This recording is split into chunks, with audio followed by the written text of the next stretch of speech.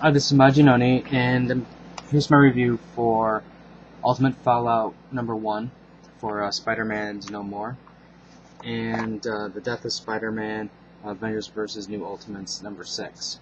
I'll do this one first. Now, this one really didn't have much surprises to it. It pretty much had the climactic battle between the Avengers Ultimates and then the North Korean mob of superheroes, or superpowered beings, I guess you can say. The fight was just okay, nothing really spectacular, um, but that part wasn't the main focus. The main focus is when Stark's brother appears, and he pretty much just starts, taking the Avengers to town.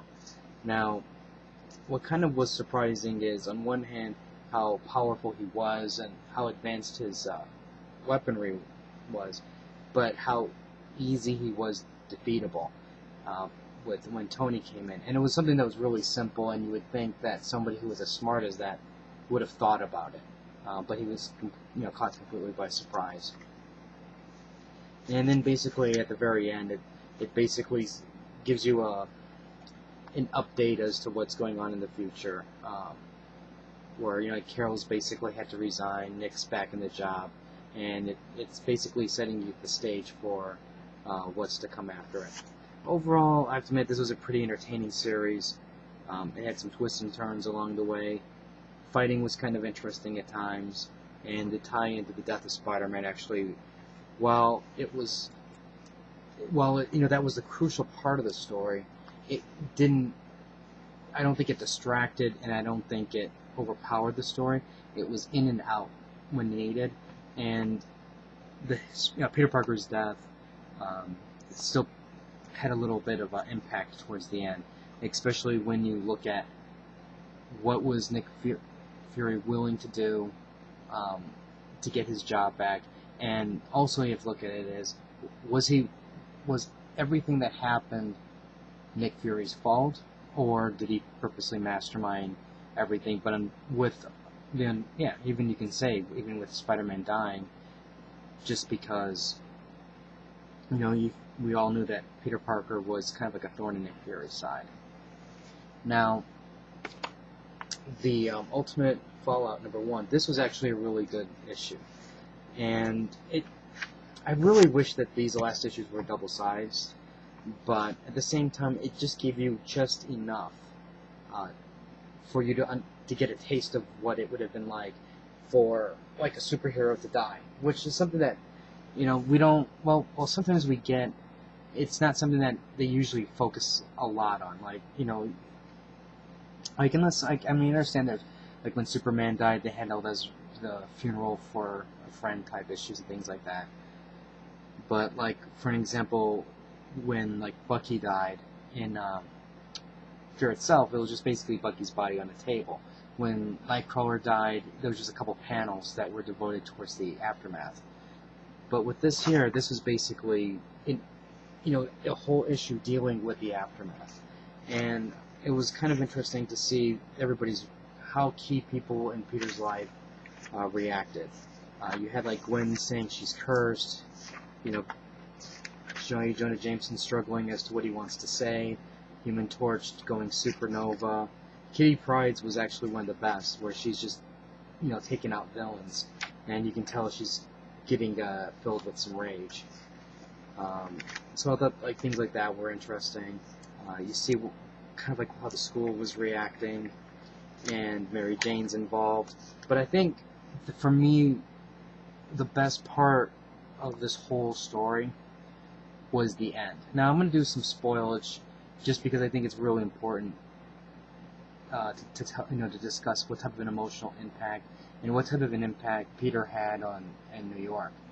See, right here, what we have is we have Tony taking Aunt May and Gwen, and they're going to the funeral, and Tony's like, look, I'll cover the funeral costs, don't worry about it. And Aunt May's like, look, don't worry about it, I just want this small funeral, and I don't want a big deal out of it.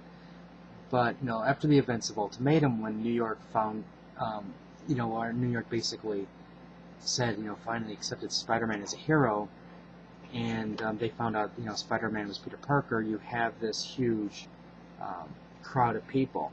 Now, Aunt May, as hard as it was, Aunt May decides that she's going to go with the wedding. I mean, God, I keep saying wedding, funeral. But I think this is the part here that I thought was really good. And I think it really, this sequence of panels here basically told the story of everybody that was touched by Spider-Man. In all the issues, the panels that never happened, the issues that never happened, things like that. See, like right here, you have Aunt May, she's walking, and the little girl, asks Aunt May, are you his mommy? And, Aunt May's like, no, sweetie, I'm his aunt.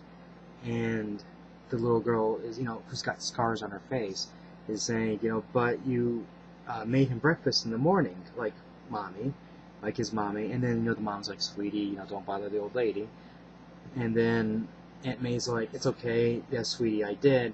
And then the young girl's like, when I was little, Spider-Man saved me from a fire, so I didn't die. And then you see the reaction of the people. And then you see the girl go, do you need a hug right now? And then the, touching moment with everybody's hugging and stuff. Everybody looks sad. And I think that what this showed was, it's like, he touched a lot of different lives, and they did it in such a way that it wasn't, you didn't need to see the story of, like, everybody. This one girl who you can tell she was, she was burned up. She probably, she wouldn't have been alive, and she basically told the story of pretty much all of these people. And I thought that part was really, really nice. Really nicely well done. And then at the end, you have a visit with Steve Rogers, which kicks it off. What he has to say to Aunt May kicks off issue number 2. This was a really, really good issue. I really enjoyed it. And like I said, I mean, even though I would have loved to have seen this as a double-sized issue, I think what Bendis did along the way was just enough so this way he didn't beat you over the head with, everything. It was perfect. I really, really enjoyed this issue, and so far, this is probably my favorite book of the week. If you have any comments or questions, let me know. Rate the video up or down, let me know what you think. And I'll have more reviews up later, so until next time.